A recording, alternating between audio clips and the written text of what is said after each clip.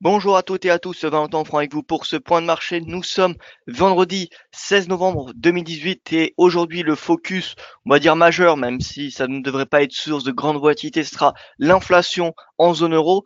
Ça ne devrait pas être source de grande volatilité puisque c'est la deuxième estimation de l'inflation pour le mois d'octobre. C'est toujours l'inflation préliminaire, l'estimation préliminaire qui est la plus importante source de volatilité parce qu'entre la première estimation et la seconde, il y a peu de différence généralement la plupart du temps. Donc voilà, peu de volatilité qui devrait être créée pardon sur l'euro à la suite de cette publication. Mais bon, ce sera quand même important de la suivre. Sinon, techniquement, on a le pétrole WTI qui commence à être assez intéressant. Je dis bien le WTI parce que le WTI il est sur un support majeur. On va voir ça dans un tout petit instant. Ça va être le focus d'ailleurs du jour. Avant toute chose, comme d'habitude, je vous invite à prendre connaissance de l'avertissement légal sur le risque. Le trading avec effet de levier amplifie toujours les gains et les pertes. Un compte risque limité prend un risque de perte du capital investi. L'investissement sur compte titre prend un risque de perte en capital. IG fournit exclusivement un service d'exécution d'ordre. Cette présentation est à titre indicatif et ne saurait être considérée comme un conseil ou une recommandation. Alors, passons au briefing d'actualité. Vous ne l'avez pas manqué, le Brexit. Alors, on a eu un accord, comme vous savez, qui a été trouvé entre l'Union européenne et, entre, pardon, les négociateurs européens et Theresa May mardi. Mercredi, on a eu le cabinet qui a voté, mercredi soir, le cabinet de Theresa May qui a voté en faveur de cet accord, ce qui permet donc à Bruxelles d'organiser un sommet spécial le 25 novembre. Mais entre-temps, donc hier, on a eu la démission de plusieurs ministres, dont celui du Brexit, Dominique Raab, qui avait rejoint le gouvernement en juillet ou en août, je me souviens plus exactement, mais voilà, globalement très récemment. Et on a surtout eu le déclenchement par des députés conservateurs eurosceptiques d'une procédure en vue d'un vote de défiance. Donc la procédure, comment elle fonctionne? Alors en fait, il y a les députés du parti du Premier ministre. Donc en l'occurrence, en ce moment, c'est Theresa May, elle fait partie des conservateurs. Donc on a les députés conservateurs qui doivent envoyer une lettre demandant un vote de défiance au comité 1922. Ça s'appelle comme cela. Et pour qu'il y ait une procédure d'un vote de défiance qui soit organisé, il faut qu'il y ait au moins 15% en fait des députés qui demandent justement ce vote de défiance. Donc 15%, ça fait 48 députés conservateurs qui doivent envoyer leur lettre au comité 1922. A priori, hier, dans la matinée, il y avait déjà plus de 14 lettres qui avaient été envoyées au comité 1922. Donc 14 sur 48. Il n'y aura pas de vote de défiance tant qu'il n'y aura pas 48 lettres organisées 48 lettres pardon, envoyées au comité 1922. Si le comité 1922 reçoit les 48 lettres, concrètement, on peut avoir des élections, Theresa May, donc il y aura pardon, le Parlement entier qui votera ou non en faveur ou contre Theresa May. Il faut qu'il y ait la moitié, au moins une moitié des conservateurs dans le Parlement, une moitié des conservateurs qui votent en faveur d'une motion de censure tout simplement. Et donc, si tel est le cas, alors Theresa May sera destituée et il y aurait des élections qui seraient organisées, des élections qui pourraient être organisées le lendemain, ce qui s'était fait en 2003. Voilà. Donc, on est encore très loin d'une destitution, mais ce scénario-là n'est pas à exclure. Je ne sais pas si c'était avec vous que je vous en avais parlé il y a quelques semaines, très peu de temps, peut-être la semaine dernière ou il y a 2 semaines, mais ce scénario-là, comme quoi Theresa May ne finirait pas l'année, j'en ai parlé à des personnes, je ne sais pas si c'était dans ce webinaire, mais voilà, ça se dit de plus en plus hein, finalement ici au Royaume-Uni. Voilà, on en entend de plus en plus parler et rien n'est choquant. On va dire, il y a personne qui est choqué. Personne. Au niveau des Britanniques, je parle bien. Voilà, il n'y a pas de choc hein, de ce lancement de procédure d'une motion de défiance. En même temps, c'est extrêmement compliqué pour Theresa May d'avoir un consensus. Vous imaginez, c'est comme essayer d'avoir un consensus des citoyens au premier tour des élections. Vous voyez, c'est quasi mission impossible d'avoir plus de 50% de vote au premier tour des élections. Donc voilà, c'est un petit peu dans la même logique. C'est extrêmement compliqué pour Theresa May de regrouper finalement eh bien les avis des citoyens, de former un consensus. Parce qu'il y en a qui sont pour le Brexit, un vrai Brexit, et il y en a d'autres qui sont contre le Brexit. Mais personnellement, vous voyez, je connais pas beaucoup de personnes qui sont pour une sortie de l'Union européenne, mais finalement quand même rester proche de l'Union européenne. Non, il y en a qui sont pour le Brexit, donc vraiment un Brexit, c'est-à-dire voilà une sortie nette de l'UE, et il y en a qui ne souhaitent pas de Brexit. Mais il n'y a pas de personnes qui il y a très très peu de personnes qui sont en faveur d'un soft Brexit dans l'idée d'avoir quand même un Brexit, vous voyez. Donc voilà. Bref, je vais continuer avec le récap de l'actualité. Au niveau des États-Unis et de la Chine, donc on a la réponse transmise par écrit par Pékin aux demandes de Washington sur le commerce qui ne devrait pas provoquer d'avancées majeures lors de l'entrevue du président américain avec son homologue chinois à la fin du mois au G20. Concernant la Fed, la Réserve fédérale va organiser l'année prochaine une série de forums à travers le pays à l'encontre d'un vaste éventail de parties prenantes qu'elle entend sonder sur les moyens d'améliorer ses outils et sa communication. Donc ça, c'est assez important. C'est-à-dire que potentiellement, la Réserve fédérale va changer ses process l'année prochaine, sa manière de communiquer. Déjà, on a Jérôme Powell qui rétablit les conférences de presse à chaque décision monétaire. Vous savez que Janet Yellen avait, voilà, son programme, c'était vraiment une conférence de presse par trimestre. Donc il y avait 4 conférences de presse, 4 conférences de presse lors dans l'année finalement. C'était 5 pardon. Il y avait janvier, mars, juin, septembre, décembre. Et c'est encore le cas cette année. Mais l'année prochaine, Jérôme Powell rétablit les conférences de presse pour chaque meeting. C'est-à-dire que nous en aurons 10 dans l'année. Donc au niveau des probabilités pour une hausse des taux, ça va être beaucoup plus compliqué vous voyez, d'avoir un consensus là également. C'est-à-dire que ce sera beaucoup plus difficile de anticiper la date exacte d'une hausse des taux puisqu'il y aura beaucoup plus de probabilités parce qu'on sait que voilà, il y a une hausse des taux que lorsqu'il y a un discours qui suit. Donc par exemple en novembre, on le sait, il y avait eu une décision monétaire, la Fed, mais voilà, le marché n'anticipait aucune hausse des taux puisque aucune hausse des taux ne se fait sans discours. Et puisqu'au mois de novembre, la décision des taux n'était pas suivie d'un speech, d'un discours de Jérôme Powell, personne n'anticipait, il y avait 5% de probabilité d'une hausse des taux. Alors qu'en décembre, c'était 95%. Vous voyez. Donc voilà. Donc l'année prochaine, il va y avoir comme quelques changements au niveau de l'organisation de la fête, ça va être intéressant. Au niveau de l'affaire Khashoggi, on a le procureur général d'Arabie Saoudite qui a requis la peine de mort à l'encontre de 5 des 11 suspects inculpés. On a le département du Trésor américain qui a décidé de sanctionner 17 ressortissants saoudiens.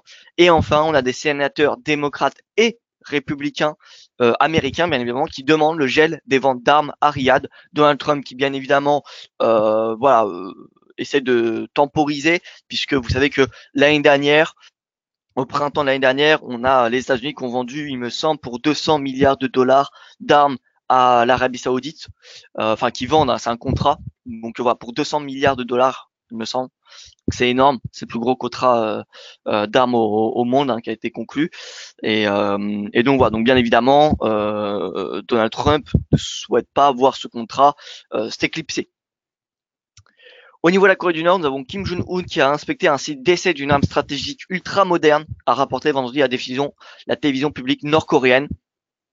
Pour le moment, on n'a pas d'impact sur le marché, mais peut-être qu'on aura une réaction par la suite. Et au niveau de la macro américaine, nous avons les ventes au détail qui ont augmenté davantage que prévu en octobre, plus 0,08%. Hors automobile et essence, elles se sont inscrites en hausse de 0,3%. Donc ces ventes au détail, c'est ni plus ni moins que la consommation des ménages.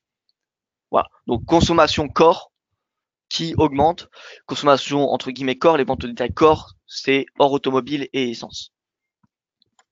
Donc qui dit hausse de la consommation dit hausse de l'inflation.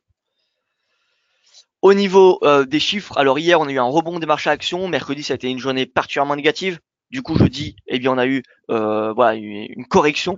Donc S&P, Nasdaq, Russell 2000, Dow Jones, voilà, ça a progressé, tiré vers le haut par les matériaux, les secteurs du matériau de base et les techs, comme on peut le voir les techs ont surperformé. DXY qui a progressé puisqu'on a eu un sell-off, vraiment une vente importante du GBP, GBP qui a plongé de 2% face à l'euro et face au dollar en une seule journée. Donc la particularité de la séance d'hier sur la livre sterling, c'est que le sell-off qu'on a eu sur la livre sterling, eh bien les investisseurs ne sont pas seulement couverts sur le dollar, ils se sont également couverts sur l'euro, puisque on l'a vu, l'euro-dollar n'a pas baissé hier. C'est-à-dire que les investisseurs vendaient du GBP, mais achetaient du dollar et de l'euro, puisque l'euro-dollar n'était pas baissier. Si ça avait été que l'achat, si les investisseurs se couvraient que sur le dollar, on aurait eu les paires majeures qui auraient été sous pression, les autres devises majeures qui auraient été sous pression. Or, ça n'a pas été le cas. L'euro-dollar n'a pas été sous pression hier. Donc, ça c'était intéressant à remarquer puisque on avait le GBP USD qui a perdu 2%, à peu près, hein, mais l'euro GBP gagnait 2%. Alors que généralement on a quand même, vous voyez, quand on a une baisse du GBP USD, on a une baisse de l'euro dollar, comme je l'avais montré hier. Donc ça, c'est d'une corrélation de long terme. Évidemment, c'est pas au jour le jour. Mais donc, c'était intéressant quand même à constater. Ce matin, on a le rendement du 10 ans américain qui est à 3,10%, c'est-à-dire que le marché obligataire, il est payé puisqu'on a un rendement qui baisse. Le yen qui est en baisse. Alors normalement c'est en hausse, pardon, j'ai oublié de mettre plus, c'est pas moins, c'est plus. Donc le yen en hausse, le gold qui est à équilibre, le Nikkei dans le rouge et le MSCI Emerging Market dans le vert. Voilà. Et au niveau du calendrier macroéconomique, donc vous voyez 11 heures des chiffres européens sur l'inflation et ensuite 15h15 des chiffres sur la production industrielle, production manufacturière aux États-Unis. 8 heures, donc on a un discours qui a commencé, il est 8 heures, pardon, parce que je suis au Royaume-Uni, donc pour moi il est 8h12, à 9 heures française. Donc au début de ce webinaire, nous avons Theresa May qui a commencé une interview sur une chaîne parlementaire LBC, et donc je ne peux pas suivre hein, puisque je fais ce webinaire en même temps, mais voilà, si on a la volatilité sur le GBP, c'est parce qu'il y a Theresa May qui s'exprime voilà, sur une chaîne politique. Alors bonjour tout le monde, bonjour Raymond, bonjour Patrick, Edgy, Aurélien, bonjour. J'espère que vous allez bien. Alors voilà, Edgy qui me dit oui, c'est bien à nous que vous l'avez dit. Bien voilà. Donc c'était en référence hein, à ce que Theresa May ne termine pas l'année. Voilà, donc c'était bien à vous que je l'avais indiqué. Donc voilà, vous voyez, c'était pas un scénario non, enfin, c'est pas encore fait. Hein. Theresa May n'est pas destituée, hein, et c'est encore loin d'être le cas. Mais ce scénario concrètement, il se crédibilise. Bref, on va commencer par le WTI. Regardez le WTI qui est sur support. On est sur le WTI, hein, pas le Brent. Vous voyez le top de 2017, les fameux 55 $. Eh bien, nous sommes en train de tester ce support. C'est également le bas du canal, donc on pourrait peut-être s'attendre à un retour des acheteurs. En tout cas, c'est le cas depuis que le cours a atteint 55 $, parce que vous voyez, ça fait 3 séances que le WTI est en hausse. Alors, on n'a pas de changement de tendance pour le moment. Vous voyez que là, on est bien en dessous des bandes de Keltner, que ce soit la bande inférieure, la moyenne mobile à 10 jours ou la bande supérieure. Donc voilà, concrètement la tendance reste baissière, mais on peut peut-être s'attendre voilà, à un rebond, finalement à un rebond jusqu'à cette oblique. Et c'est bien évidemment cette oblique qui va nous donner un premier signal pour du swing trading du moyen terme sur le pétrole. C'est-à-dire que tant qu'on reste sous cette oblique, là, le biais de moyen terme reste clairement baissier. Si on passe au-dessus de cette oblique, alors on pourrait mettre en place des stratégies acheteuses et on pourrait s'attendre à une correction de cette baisse. On utiliserait les retracements de Fibonacci, on commencerait par envisager un retour au seuil de 38,2% de retracement de cette tendance, c'est-à-dire un retour à 63,27 $. Donc voilà, WTI, c'est encore, je pense, un petit peu trop tôt enfin, c'est risqué, je dirais, pour payer le WTI. Il y en a qui pourraient décider de payer le WTI. Ouais, encore une fois, il n'y a pas de bonne ou mauvaise stratégie. Après, c'est beaucoup plus risqué d'acheter au tout début d'un potentiel renversement de tendance. Vous voyez, on n'est pas sûr que ce soit un renversement de tendance. Hein. On peut très bien voir ce qu'on avait eu. Rappelez-vous, le 23 octobre, regardez ici, on avait eu un très très léger rebond, de consolidation, et finalement une nouvelle baisse. Donc on pourrait très bien voir la même chose. Mais puisque là, on est sur un quand même niveau de support extrêmement important, c'est un seuil psychologique, c'est un chiffre rond, c'est le top de 2017, c'est le bas du canal. Bon, Voilà, c'est quand même un support important. Donc je dis pas qu'il y a 100% de chance qu'on ait un rebond, mais je pense que la probabilité est assez élevée. Et qui dit hausse du WTI dit hausse du CAD. Regardez le CAD index, le canal, on est également en bas de ce canal. Voilà, il manque plus que des signaux, par exemple au niveau des oscillateurs. Si imaginons la MACD croise à la hausse, si sa courbe, la ligne signale, ce sera un signal haussier. Voilà. Donc on est peut-être proche. La semaine prochaine, hein, potentiellement, on aurait un signal bullish sur le CAD, enfin sur les cours de pétrole et donc sur le CAD. Le CAD qui sous-performe malgré les hausses des taux de la Banque du Canada parce que depuis début octobre, on a une importante baisse du pétrole. Je vous rappelle, le WTI, si on prend du point haut au point bas, il a perdu près de 30%. Vous voyez, 28,51. Donc c'est énorme. Au niveau du Brent, alors vous voyez qu'on a un rebond, mais on n'est pas réellement sur un support. Euh, donc au niveau de l'analyse technique du Brent, on pourrait s'attendre à un retour en bas du canal. Donc bien évidemment, on peut pas avoir une baisse du Brent jusqu'en bas du canal et un rebond du WTI dans le même temps. Enfin, ça arrive quasiment jamais. Ça peut arriver pendant une séance où on a une baisse du Brent et une hausse du WTI, mais pas pendant plusieurs jours. Je ne pense pas que ça existe. Moi, j'ai pas observé, j'ai pas essayé de comparer ou de faire d'études dessus, mais je pense pas que ça existe. Donc voilà, soit on a le scénario d'un rebond du WTI et dans ce cas-là, le Brent va également rebondir, il va faire son pullback à 70 $, ou soit on a le Brent qui va continuer à baisser jusqu'à ce support, jusqu'à ce plus bas, vous voyez, de février à 61, 66 $. Et dans ce cas-là, le WTI reviendra à 55 et voire même enfoncera ce niveau de support. Donc voilà, en tout cas là le Brent il rebondit un petit peu au milieu de nulle part. Vous voyez, on a eu rebond à quoi? À 65 $. Bon, à part que ce soit un chiffre rond, on n'a pas eu, enfin c'est pas un seuil technique, vous voyez. Donc voilà, on a soit WTI qui nous donne la bonne direction en ce moment, c'est-à-dire le biais haussier, ou soit finalement on a cette analyse du Brent qui suggère potentiellement davantage de baisse. Donc affaire à suivre pour les cours de pétrole, mais en tout cas c'est pas impossible qu'on ait fait le point bas.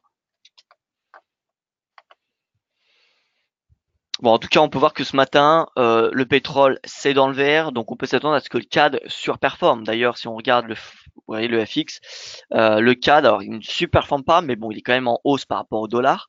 Bon, le GBP, il corrige une partie de sa baisse d'hier, c'est normal. Dès qu'on a un sell-off important, on a un retour des traders, enfin des acheteurs. L'euro qui est en hausse, le yen également, voilà, le dollar qui est en baisse. Donc le CAD, ça peut potentiellement s'acheter, en tout cas pour ceux qui achètent, ceux qui décident d'acheter le pétrole parce qu'ils ont un biais haussier. Dans ce cas-là, vous pouvez également envisager d'acheter du CAD. C'est pas la diversification, hein, parce que le CAD est corrélé au pétrole. C'est-à-dire que si vous achetez le CAD, c'est comme si vous payez du pétrole. Mais bon, ça peut vous permettre de trader du forex en même temps. C'est-à-dire que si vous êtes aussi sur le pétrole, c'est-à-dire que vous êtes également aussi sur le CAD, et donc vous pouvez acheter le CAD face. Alors personnellement, je n'irai pas à vendre le GBP parce que le GBP, ça va être de plus en plus volatile. On le voit hier, plus de 2%.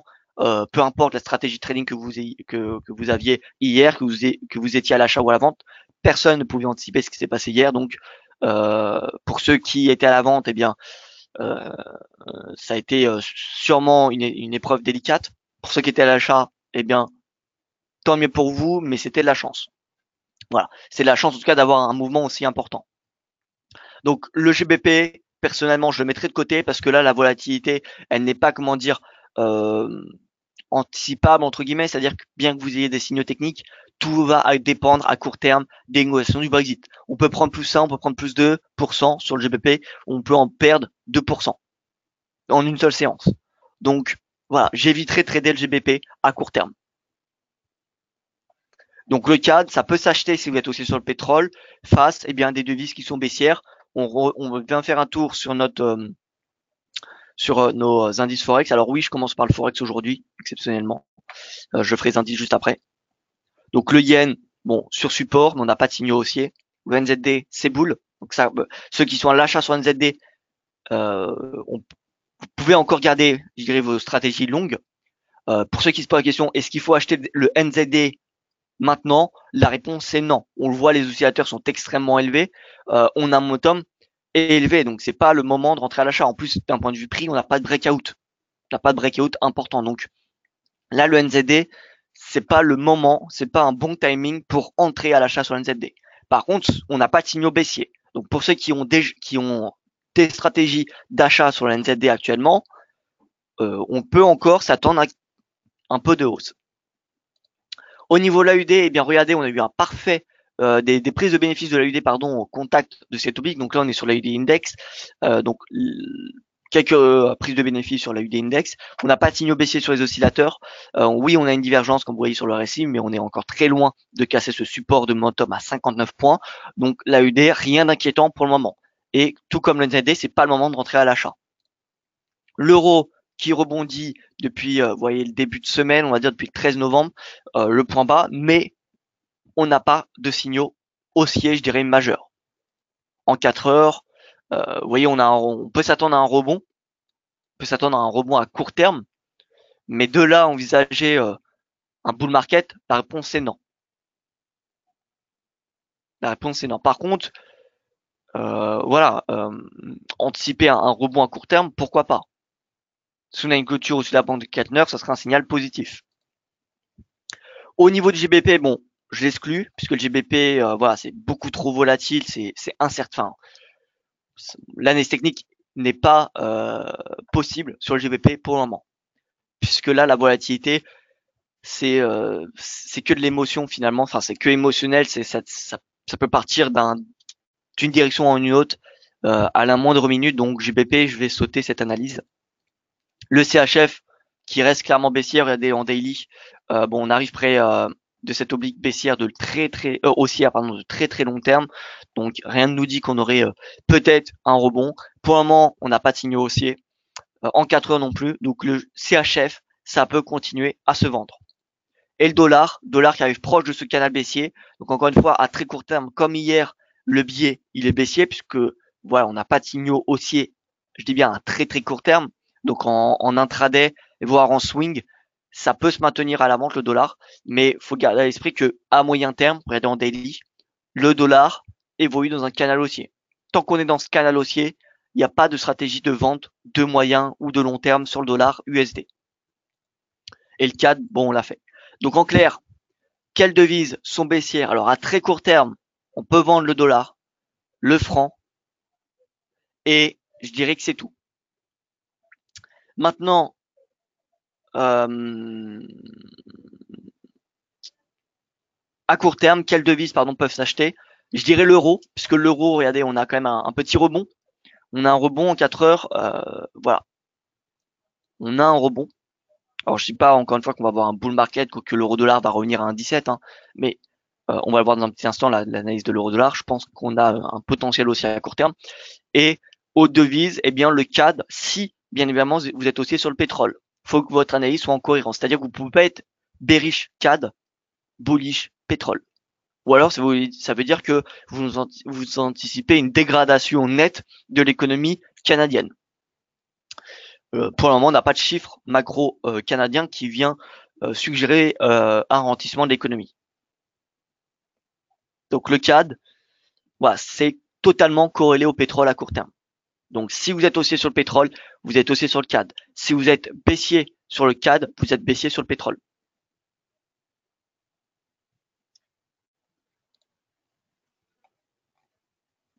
Voilà, donc l'euro dollar, je vais faire un tour sur l'euro dollar, l'USD yen, et je vais faire un tour sur nos stratégies qu'on avait données en début de semaine. Donc l'euro dollar, on a un rebond en 4 heures. On va mettre des points pivots en journalier. Point pivot journalier. Voilà, on est déjà au R1. Je pense qu'on peut aller chercher le R2, mais ce sera le maximum. Pourquoi pas le R3? Tout simplement parce qu'on ne va pas avoir de catalyseur majeur qui va nous permettre d'avoir une importante volatilité. Donc voilà, euro-dollar, soit on vient chercher le R2 si on a des chiffres de l'inflation qui sont conformes aux attentes, ou alors s'ils déçoivent, eh bien l'euro-dollar reviendra chercher les 1,13. Mais en clair, l'euro-dollar pour le moment, c'est boule. C'est boule en intraday. Donc 1,14, 11, 1,14, 1,14, 11, c'est l'objectif intraday. Au niveau de l'USD yen, bon l'USD yen c'est baissier à court terme. Je pense qu'on peut s'attendre à un retour peut-être pas en intraday, mais voilà, lors des prochaines séances, un retour en bas sur la borne basse du canal haussier de long terme, enfin de moyen long terme. Vous voyez ce canal haussier, je pense qu'on peut s'attendre à un retour vers le bas de ce canal, donc vers, je dirais 113, 113, même un petit peu en dessous. Donc une baisse de 25 pips. Au niveau de nos scénarios, donc nous avions l'euro CHF, nous avions l'euro CHF, non, nous n'avions pas l'euro CHF, nous avions l'euro NZD, c'est ça. L'euro NZD, donc toujours objectif à un retour à 1,6521. Nous avions également, il me semble, l'euro dollar, puisqu'on on était vendeur au dollar en début de semaine. L'objectif c'était un retour à 1,11 11. Alors en début de semaine, où était le niveau de prix, donc voilà, on est pour le moment au-dessus du prix de lundi. Donc pour le moment, cette stratégie est plutôt perdante. Voilà, maintenant, je garde le biais à moyen terme baissier. Je rappelle, là, l'objectif pour aller chercher le R2, c'est pour du très très court terme. C'est pour du très très court terme. Et encore une fois, tant qu'on passe pas au-dessus de la bande supérieure de Keltner, tant qu'il n'y a pas de clôture au-dessus, la stratégie de swing trading moyen terme reste inchangée. La stratégie de swing trading moyen terme de l'euro-dollar reste baissière. Comme j'ai expliqué hier et comme j'ai expliqué il y a un petit instant, le dollar USD, tant qu'il est dans ce canal haussier, ça c'est un dollar équipondéré, tant qu'il est dans ce canal haussier, l'euro sera sous pression. Seuil d'invalidation, c'est la borne haute, ici. La borne haute de Keltner. Si on a une clôture au-dessus, ça permettrait de changer d'opinion sur la tendance de moyen terme. Vous voyez, comme ce fut le cas par exemple, la dernière fois on a vu une clôture dessus, c'était le 21 août, et ensuite on avait eu un rebond de près de 200, plus de 200 pips, regardez. Clôture au-dessus, par rapport au sommet, 240 pips. Et là, vous voyez, on était reparti en tendance baissière, et là on n'avait pas eu de clôture au-dessus, donc on n'avait pas un signal haussier. Voilà. Donc, si on a une clôture au-dessus de la bande supérieure, ça invaliderait notre stratégie de moyen terme qui est baissière sur l'euro-dollar. Par contre, à très court terme, haussier, euro-dollar, c'est possible. Si on est haussier euro-dollar, on est donc haussier sur l'or. L'or, encore une fois, je pense que c'est possible. Enfin, encore une fois, je l'ai pas dit. Mais voilà, en intraday, pareil. Là, on est déjà allé chercher le R1, le R2, voire le R3 sont possibles d'aller chercher. Puisqu'en plus, à court terme, à très très court terme, le gold, il est soutenu par, entre guillemets, l'aversion pour risque. Vous voyez que le yen est payé. Donc, ça soutient également l'or. Donc l'or, c'est possible même qu'on dépasse le R2 en intraday, alors que l'euro-dollar, il y a peu de chance. Donc 1200, je dirais 25, c'est l'objectif 100% en intraday. 1225.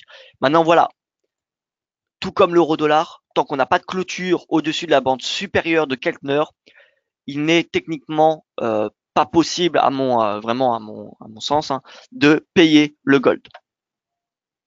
Voilà, donc stratégie d'invalidation, seuil d'invalidation des stratégies vendeuses de l'or, c'est la bande supérieure de Keltner.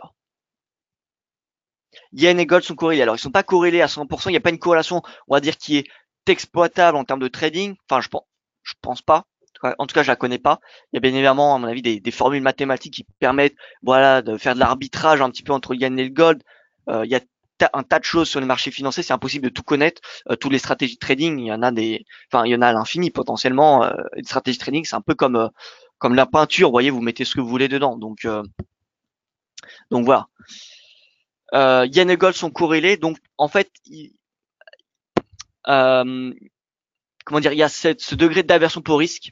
Vous savez que le gold et le yen sont deux actifs refuges. Donc dès qu'on a de l'aversion pour risque, on a le gold qui a tendance à être soutenu. Maintenant, c'est pas tout à fait le cas, puisque le gold et le yen d'ailleurs sont particulièrement influencés par le dollar. Donc dès qu'on a une importante demande de dollars, si on a de l'aversion pour risque, mais on a une importante demande de dollars, le gold et le yen sont quand même baissiers. Regardez par exemple, lorsqu'on a eu le crack en octobre. Qu'est-ce qu'a fait l'USD Yen? Bon, on a eu une petite baisse à court terme, mais vous voyez que à partir du 15 octobre, l'USD a gagné du terrain face au Yen, alors qu'à partir du 15 octobre sur le S&P, je vous refais voir, mais le 15 octobre, on a eu une nouvelle baisse. Et pourtant, le Yen ne s'est pas apprécié. Le Yen ne s'est pas apprécié, le Gold ne s'est pas apprécié également. Regardez le 15 octobre, 15, vous voyez 15, on a eu une très petite hausse, mais ensuite on a eu la baisse. Vous voyez qu'on n'a pas eu vraiment de, comment dire, ces actifs refuges n'ont pas profité du sell-off, du crack, du mini crack sur les marchés en octobre, sur les marchés actions en octobre, parce que la demande en dollars était importante. Donc ça a totalement annulé la hausse de l'or ou du yen. Donc oui, le yen et le gold ont des caractéristiques communes, enfin une caractéristique commune qui est que ces deux actifs sont des actifs refuges. Donc si on a une hausse du yen, c'est synonyme de hausse de l'or. Ça ne veut pas dire qu'on va forcément avoir une hausse de l'or, mais on a quand même une certaine voilà, corrélation. Pour un peu illustrer mes propos, peut-être qu'on peut passer sur le yen index, et on va voir si on superpose le gold, qu'est-ce qui se passe.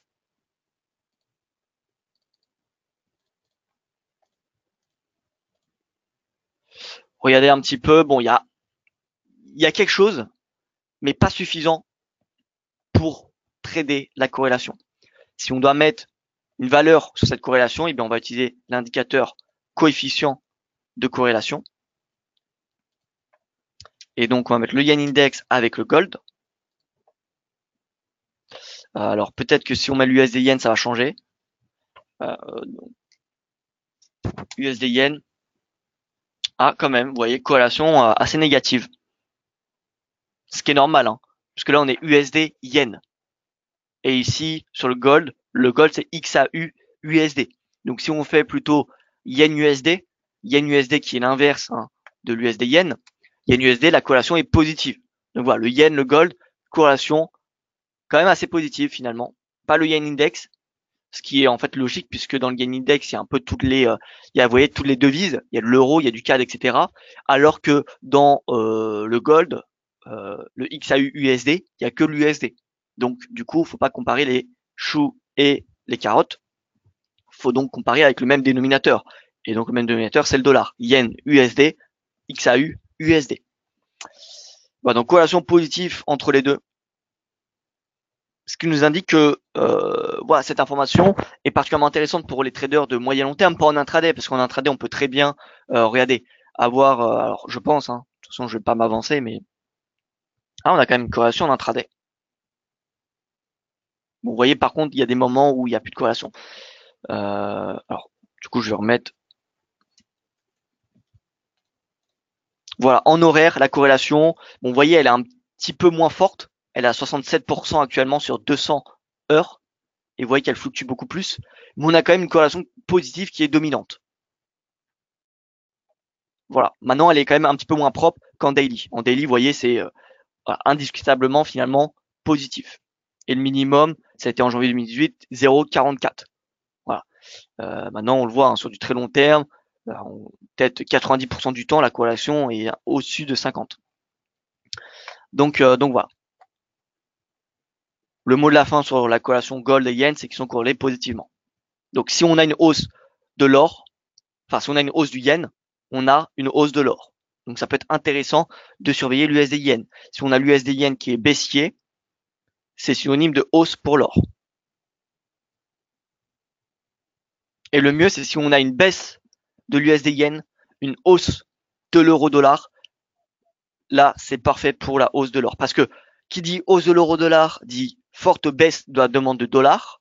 Donc mécaniquement, l'or devient attractif.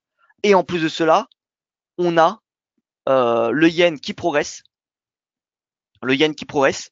Et donc, c'est synonyme de hausse pour l'or.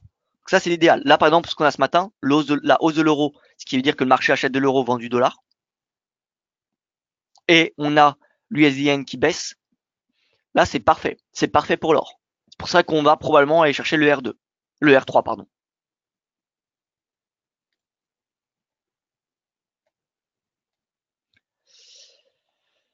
Alors, je n'ai pas compris pourquoi les bandes de Keltner invalident la hausse du gold. Alors, il n'y a pas de raison particulière, hein, c'est simplement voilà, c'est moi comme ça qui fonctionne. C'est ma stratégie, enfin, c'est pas ma stratégie trading, mais euh, les bandes de Keltner donnent des signaux. Dès qu'on a une clôture au-dessus, c'est un signal haussier. Donc, si c'est un signal haussier, c'est un signal d'invalidation des stratégies vendeuses. Et vice versa. Si on est acheteur et que le cours clôture en dessous de la bande de Keltner, la bande inférieure de Keltner, c'est un signal bearish et donc c'est un signal vendeur. Vous voyez, un signal où il faut stopper l'achat. Pareil pour parabolique SAR ou pour tous les autres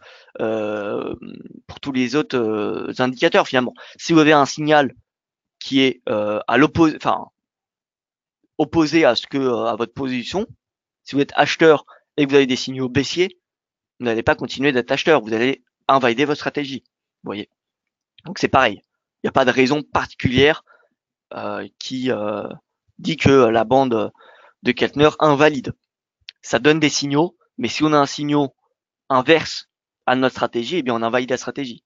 Que ce soit les bandes de Keltner, les bandes de Bollinger, que ce soit la MACD, le RSI, peu importe. Voilà. Alors USD Tree dans une trend baissier, bon candidat pour short. Alors le problème du Tree, c'est que c'est un marché, une devise émergente, c'est la livre turque pour ceux qui ne savent pas. Bon, c'est pas forcément un marché très facile à anticiper. Voilà. Donc oui, le Tree, la livre turque se renforce. Et techniquement, voilà, moi le prochain support que je surveille, c'est 5. D'ailleurs, j'ai écrit un article il y a cela peut-être un mois ici à ce moment-là. On avait un triangle descendant, regardez, sommet de plus en plus bas, les creux, vous voyez, à plat. Donc on avait un triangle descendant avec un objectif à 5. Donc rien ne nous dit, enfin, tant qu'on est dans ce canal baissier, concrètement, les stratégies vendeuses sont possibles. Et d'ailleurs, vous voyez encore une fois les bandes de Keltner, rapidement, là on avait un signal, il me semble, baissier, clôture 6,34,81, 6,34,81, la bande inférieure 6,35,43. Donc on avait bien un signal baissier à ce moment-là. Donc on avait un signal baissier à ce moment-là, sur les bandes de Keltner. Hein. Nous avions un signal baissier à ce moment-là également. Nous avions un autre ici. Nous en avions un autre par ici. Ici également. Et là, nous n'en avons pas à nouveau. Donc voilà, les bandes de Keltner, c'est pas un indicateur magique. Il n'y a aucun indicateur magique. Mais pour se positionner dans une sens, pour avoir des signaux d'entrée, finalement, ça peut être des bandes intéressantes. Tout comme les bandes de Bollinger, c'est extrêmement intéressant. Voilà. Donc, et si on passe au-dessus, vous voyez, de cette oblique, c'est invalidation des stratégies vendeuses. Donc pareil pour l'Eurotri. Hein. Si vous regardez l'Eurotri, c'est le même diagnostic. Hein. En 4 heures, canal baissier, c'est assez net. Et donc voilà, tout mène à croire qu'on ira chercher les 5,84. 5,84 qui correspond à cette zone de support. 5,84, 5,80, vous voyez. Donc là, on a encore un petit peu de baisse possible. Maintenant, on voit que je pense que la plus grosse baisse a été faite et qu'on va avoir une nouvelle baisse, une nouvelle hausse du cours Eurotri ou USD Tri. Ça me semble fortement possible. Regardez en weekly concrètement, la livre turque n'a fait que se déprécier. Donc, si on suit la tendance de long terme, à long terme, faut plutôt se positionner à la vente sur la livre turque et donc à l'achat sur l'euro Tri ou sur l'USD Tri.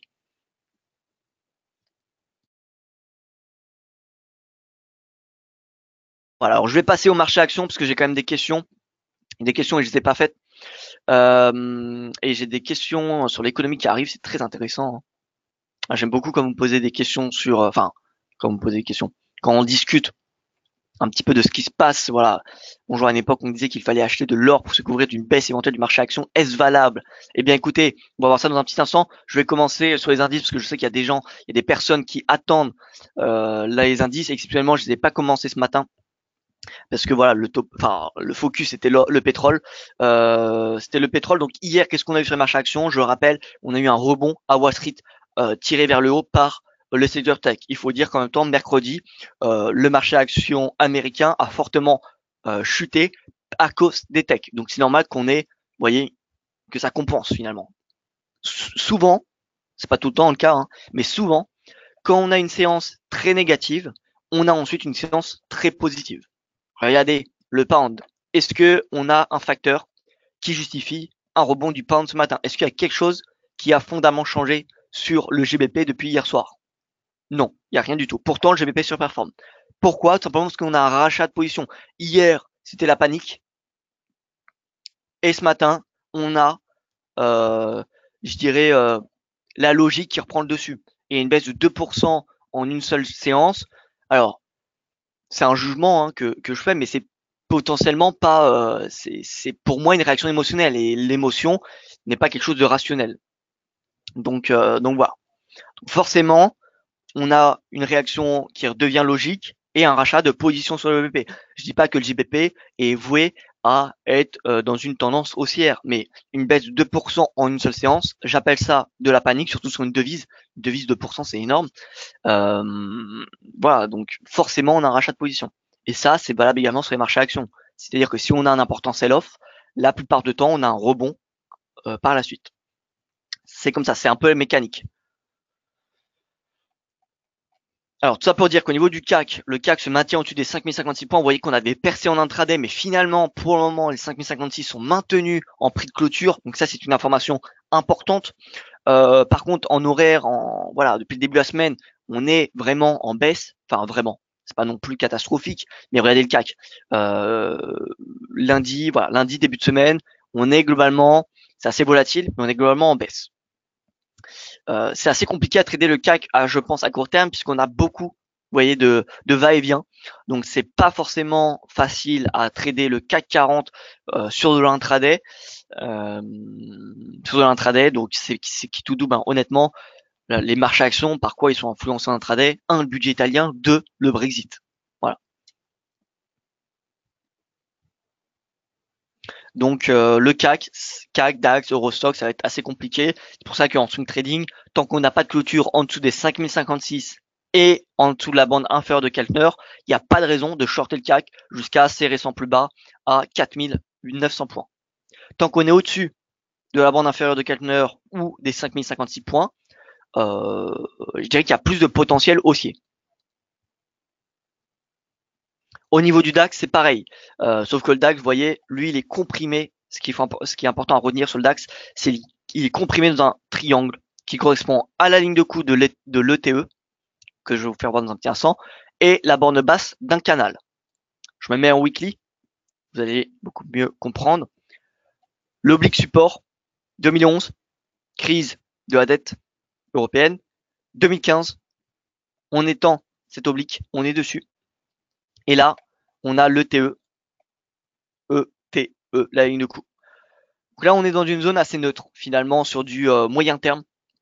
Tant qu'on est dans ce triangle, il n'y a pas de direction vraiment très précise. Bien évidemment, on aurait tendance à privilégier le TE, puisque voilà, le TE, c'est une statistiquement, c'est une figure assez fiable. Mais dans le même temps, cette oblique support, on ne peut pas l'ignorer. Elle est extrêmement importante puisqu'elle est sur du long terme. Donc voilà. Mais en même temps, on n'a pas de signaux haussiers. Donc, tant qu'on est dans ce triangle, en swing trading, je pense qu'il n'y a rien à faire. Si on a une clôture au-dessus de cette oblique, au-dessus de la ligne de coup, ça suggérera un rebond des marchés actions jusqu'au canal baissier. Canal baissier qui est composé de la tête et de l'épaule, comme vous pouvez le constater. Et scénario négatif, si on a, enfin bearish plutôt, si on a une clôture en dessous de cette oblique, dans ce cas-là, faudra suivre la figure épaule tête épaule. L'objectif théorique, ce sera un retour à 10 000 points. Donc en clair, soit on a le crack, soit on a un rebond. Et je pense que ça va dépendre de Wall Street, parce que là, vous voyez, on a une épaule tête épaule, on a ce support qui, pardon, attention, qui correspond également à 50% de traitement de Fibonacci, hein, de la tendance haussière. Donc, c'est pas seulement cet oblique qui est important, c'est également le seuil des 11 150 points. Et on peut très bien imaginer que si on a une clôture sous les 11 150 points, eh bien, le Dow Jones, en weekly, il passera sous la vague 4, sous 23 343. Donc, on aura le double top validé. Et là, ça sera un signal également, je dirais, de crack. Alors pas de crack comme on a souvent tendance à associer un crack comme la crise financière de 2008. C'est-à-dire que la crise financière de 2008, c'était un crack, le plus important crack depuis la Grande Dépression en 1929. Donc faut pas penser que un crack veut forcément dire le crack de 2008. Ça peut être quelque chose de beaucoup moins important. Voilà, ça peut être du moins 30%. En 2008, c'était du moins 50. Hein. Regardez. Plus haut, donc 2007, plus bas, 2009, moins 54. Donc ça, c'était un crack extrêmement important. Mais les cracks de moins 54%, c'est pas tous les cracks qui sont de moins 50%. On peut en avoir de moins 30, moins 40 et avoir le rebond. Donc voilà. Donc si on a un passage, le risque pour les marchés financiers, c'est si le DAX finalement passe sous les 11 150 et que le Dow Jones passe sous les 23 343. Dans ce cas-là, l'Europe et les États-Unis seront globalement des perspectives très négatives sur du moyen long terme et il faudra s'attendre à un retour à 20 000 points sur le dos. Alors, Valentin, vous êtes donc en faveur d'un crack plutôt qu'un rallye? Non, pas du tout. Je ne suis pas du tout en faveur d'un crack tant qu'on n'a pas ces deux conditions. C'est-à-dire que tant que le DAX, tant que le Dow Jones est au-dessus de 23 343, et je dirais plus le S&P, parce que le Dow Jones, bon, c'est un indice, il n'y a que 30 actions. Donc, pour moi, tant que le S&P est au-dessus de 2553, je ne suis pas inquiet fortement à court terme. Mais évidemment, à long terme, on est dans un cycle extrêmement mature. On est en fin de cycle. Donc, voilà, pour ceux qui se posent la question, est-ce qu'il faut acheter les marchés actions, est-ce qu'il faut investir maintenant sur les marchés actions pour du long, pour ces prochaines années? Je pense que c'est un petit peu tard. Voilà, je pense qu'il y a peut-être une baisse importante qui va arriver, soit dans quelques mois ou soit dans un an, je dirais. Voilà. Personnellement, il y en a qui pensent qu'il y aura un crack là très prochainement. Si je devais donner une date, mais bon, c'est spéculatif, personne peut anticiper un crack. Enfin, il y en a très très peu, je pense, dans le monde financier qui peuvent anticiper des cracks. Donc voilà, ceux qui spéculent sur des cracks financiers, bon, c'est un petit peu, je dirais pas du suicide, mais presque. C'est extrêmement, je pense, compliqué. De toute façon, on entend beaucoup de personnes qui disent que le marché américain est dans une tasse de bulle depuis 2013. Et depuis 2013, le marché américain a doublé, je pense, en tête. Alors regardez 2013, voilà, si on prend à peu près 8 avril 2013, plus de 87%. Donc vous voyez, voilà. Donc pour moi, le S&P, tant qu'il passe pas sous 2553, je ne suis pas plus effrayé que cela. Pour moi, c'est une simple phase de correction, il n'y a rien d'inquiétant. Des phases de correction comme celle-ci, il y en a à peu près tous les ans en moyenne. Donc voilà, je ne suis pas particulièrement inquiet. Par contre, si on passe sous 2553, là par contre, les choses sérieuses vont commencer et ça serait pas impossible que j'anticipe un repli, vous voyez, au retour à la vague 1 des vagues d'Elliott à 2100. Ce qui fait, par rapport au 2153, une nouvelle baisse de 15%. Et ce qui fait par rapport au sommet, une baisse de 25. Donc voilà, pour le moment, moi je ne suis pas du tout en faveur d'un crack. Bien évidemment, le risque est présent dans ce contexte géopolitique quand même assez tendu et dans un contexte où les valorisations boursières sont extrêmement importantes, que les marchés américains sont soutenus uniquement par les rachats d'actions des entreprises. Donc voilà, on est dans un contexte pas très opportun pour investir sur les marchés actions. Maintenant, bon, on n'a pas de signaux baissiers majeurs. Moi, en tout cas, je n'en vois pas.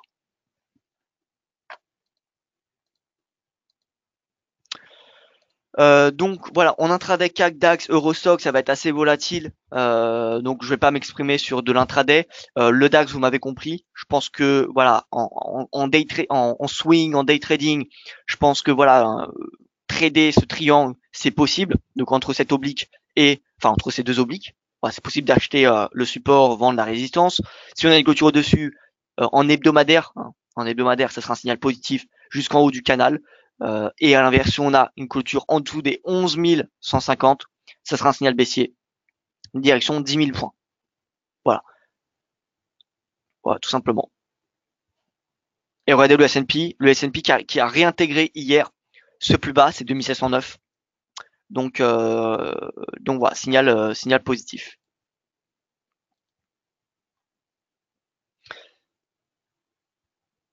Alors, je réponds à votre question, Philippe. À une époque, on disait qu'il fallait acheter de l'or pour se couvrir d'une baisse éventuelle du marché action. Est-ce valable? On peut avoir les deux baissiers de nos jours, car, alors, attention, attendez, j'ouvre, enfin, j'agrandis la boîte de dialogue. Donc, car le dollar a fortement progressé. Alors, si on suit l'analyse technique, c'est quoi? C'est l'analyse de l'action du prix dans le passé pour tenter de prédire ce qui va passer dans le futur. Donc, si on se base sur, comment dire, les prix passés, qu'est-ce qui s'est passé en 2008 sur l'USD yen? Enfin, là, on est sur le yen USD, donc imaginez que l'USD yen, c'est l'inverse. Hein. Donc, on va mettre en même temps le S&P. Alors, ce que je vais faire plutôt, c'est que je vais mettre le gold dans un premier temps. On va se mettre en logarithmique, voilà. On va enlever les indicateurs. On va superposer avec le yen USD. Donc c'est l'inverse de l'USD yen, je rappelle. Et on va mettre le SPX. Et on va même mettre on va mettre la récession. Économie.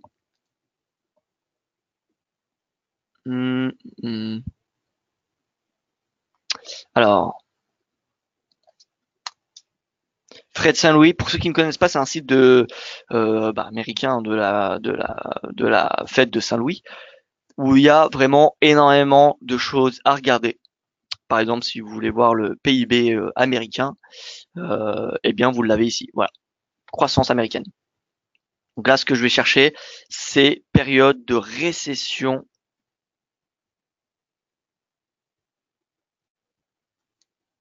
Les périodes de récession sont en grise ici, hein, vous voyez. Le fond en gris, les bandes grises, c'est les périodes de récession aux États-Unis. Donc ce que je cherche à savoir, c'est le ticker de la récession pour ensuite le mettre sur TradingView, puisque tout ce qui est disponible sur la Fred Saint-Louis, enfin tout ce qui est sur la Fred Saint-Louis est disponible sur TradingView. Donc ça c'est assez intéressant finalement pour faire des études. Alors ce qu'il faut chercher, c'est le ticker. J'ai l'impression qu'il y aura pas. Hein.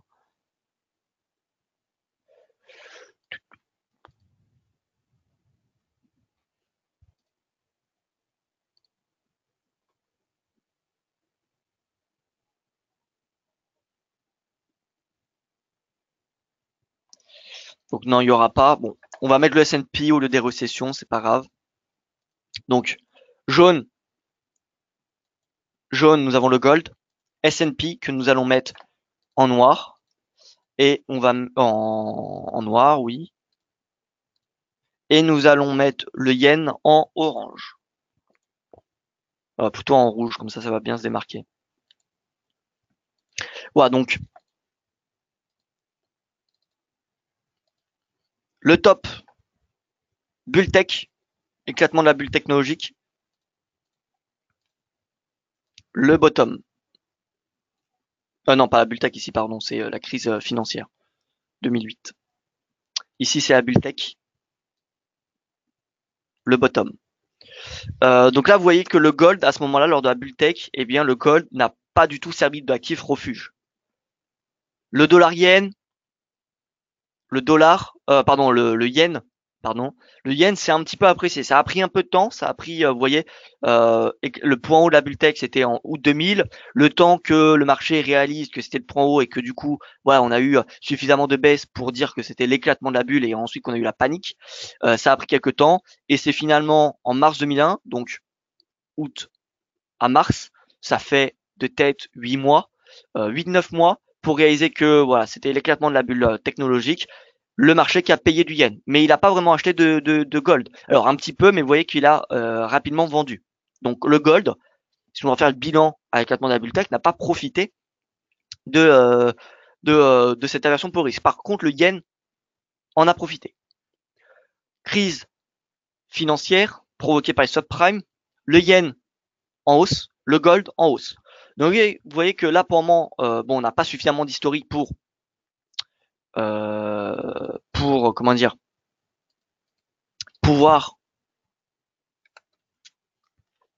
pouvoir étudier ce qui s'était passé en 87, etc., etc. Alors je vais essayer peut-être contrat futur. Voilà, excellent. Bon, du coup, je vais devoir refaire.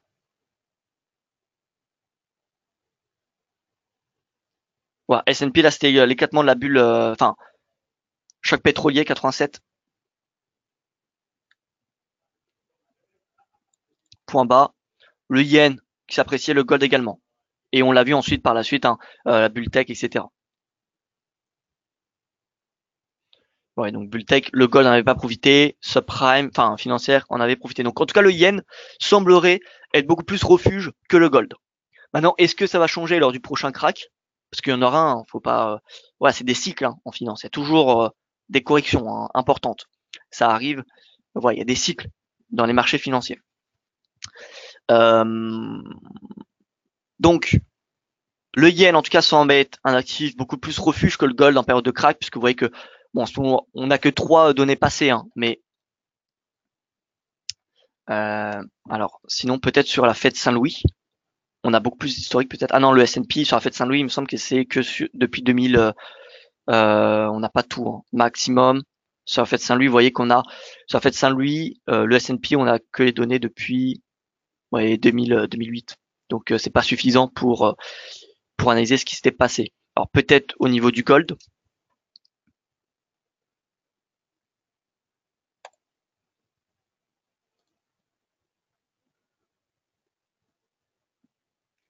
peut-être qu'au niveau du gold, si on se met en maximum, voilà, période de récession, vous voyez en gris. Hein. En gris, c'est les récessions américaines. Lorsqu'on a une récession américaine, on a généralement au moins une baisse du S&P. Souvent, on a des cracks, mais voilà.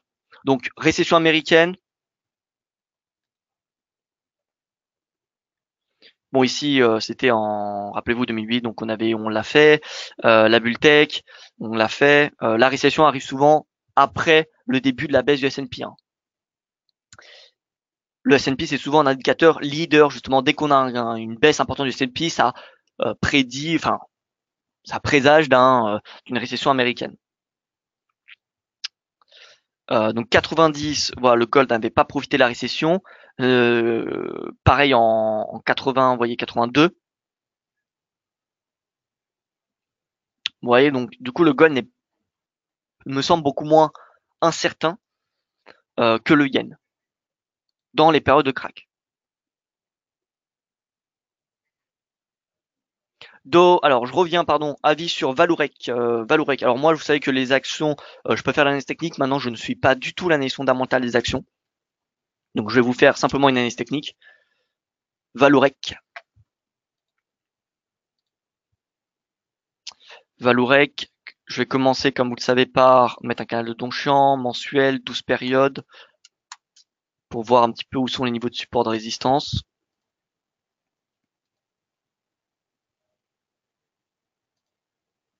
Donc là, on a un support, nous avons une résistance. Là, ce que j'apprécie dans une tendance qui est baissière, c'est lorsqu'on a eu, vous voyez, un plus bas de 12 mois et qu'on a eu ensuite le rebond. Le rebond, on peut le constater puisque les bandes, le canal de Donchian, ensuite a inscrit des plus bas de 12 mois supérieurs à l'ancien. Alors que là, par exemple, vous voyez, c'était toujours des plus bas, vous voyez, des canals de Donchian qui étaient de plus en plus bas. Donc ça, vous voyez, par exemple, ici, pareil. Bottom, rebond. Là, pareil. Le plus haut de 12 mois était enfoncé. C'est un seuil important. Ici, pareil. Plus haut de 12 mois, enfoncé.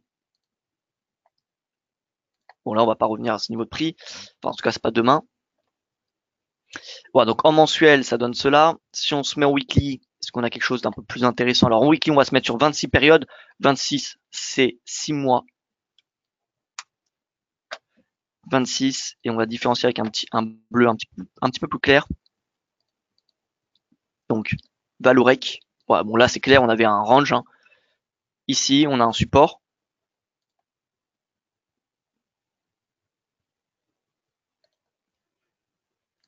En journalier, donc on va enlever le canal de Donchian et on va mettre nos indicateurs. Alors le cap baissier, alors je ne sais pas ça a été provoqué par quoi, à mon avis ça doit être des résultats. Comme je vous l'ai dit, moi je ne suis pas du tout les actions. Donc là, signal baissier, hein. De toute façon, regardez, si on se met avec une moyenne mobile à 200 périodes, la tendance elle est baissière. Donc je dirais que c'est pas le moment de rentrer à l'achat. Regardez, moyenne mobile à 200 jours, 200 séances, on est en dessous. La moyenne mobile à 10 périodes également, on est sous les bancs de Keltner, le RSI est bearish, la MACD également. Bon, voilà. Prochain support à 2,82 euros. Si on passe sous ce niveau de support, c'est possible de s'attendre à un retour à 2 euros. En tout cas, la tendance est, que ce soit sur du très très long terme, du moyen ou du court terme, la tendance est clairement baissière. Donc on n'a aucun signal en faveur d'un achat. Donc tout mène à croire que Valorec pour le moment va continuer à corriger. C'est possible qu'on ait un rebond voilà, pendant quelques séances, mais tant que la Chikou est sous le nuage et que le prix sous la moyenne mobile à 200 jours, voilà, la tendance pour le moment est baissière. Si vous posez la question est-ce qu'il faut acheter du Valorec, alors encore une fois je connais pas les fondamentaux de Valorec, donc je ne peux pas vous répondre de ce côté-là, mais techniquement il y a rien qui nous dit qu'on va avoir un rebond pour le moment. Vous voyez, donc c'est possible qu'on aille revenir chercher les plus bas de 2016. Voilà, je vais répondre à la dernière question. Ah oui, Dow et Nasdaq en 4 heures. Voilà, et je terminerai donc avec cela.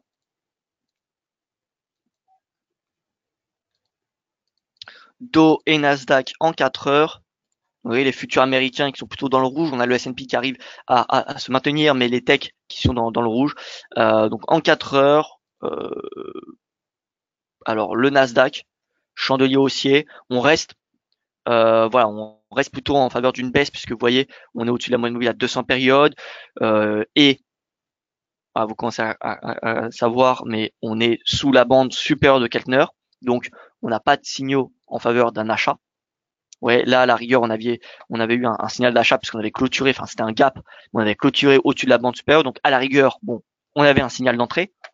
On avait eu ensuite le pullback, le rebond, mais là, on a eu un signal de vente qui avait été donné vendredi la semaine dernière, et depuis, on n'a pas de signaux bullish qui pourraient être donnés, par les bandes de Keltner. Pour moi, ce que je vois, c'est creux, sommet, creux, sommet. Bon, là, on est en train de faire un creux, mais on l'a potentiellement pas fini. On est peut-être en pleine tendance et on va avoir un retour à 6572 points. C'est possible.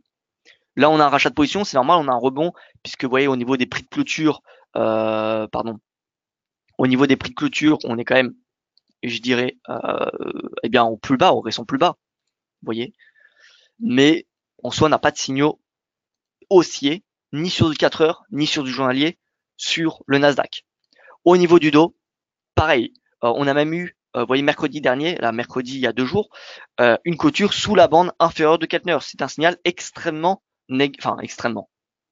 j'ai grossi peut-être le trait, mais c'est un signal baissier au niveau des bandes de Keltner. Et en 4 heures, c'est pareil, on n'a pas de clôture au-dessus de la bande supérieure, donc on n'a pas de signaux haussiers. La Chikou est sous le nuage. Voilà. Pour le moment, c'est baissier. MACD, RSI, c'est baissier. Alors, à l'inverse du Nasdaq, le Dow Jones ne forme pas des creux et des sommets de plus en plus bas, mais en même temps, il n'y a pas de creux et de sommets de plus en plus haut. Pour qu'on puisse dire qu'on est dans une tendance haussière, il faudrait un sommet supérieur à celui-ci. On aurait creux, sommet, creux, sommet. Et là, on pourrait s'attendre, oui, à une tendance haussière. Un signal haussier, ce serait comme au niveau du 31 octobre, lorsqu'on a eu le gap clôture au-dessus de la bande supérieure de Keltner. Là, bon, c'est un signal positif au niveau uniquement des bandes de Keltner. Hein. Bien évidemment, les bandes de Keltner tout seuls ne suffisent pas. C'est-à-dire que si vous tradez uniquement avec les bandes de Keltner, vous ne serez pas gagnant. Peu de chances d'être gagnant.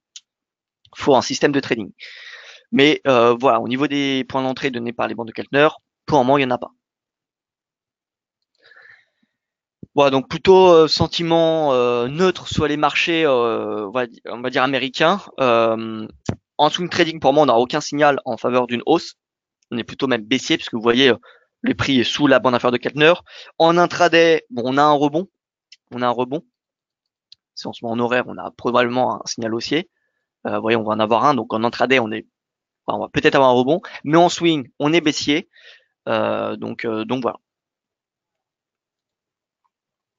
Voilà donc pour ce point de marché. Écoutez, merci pour votre attention. J'espère que vous avez apprécié. Je vous souhaite une excellente journée, un excellent week-end et je vous dis à lundi pour mon prochain point de marché.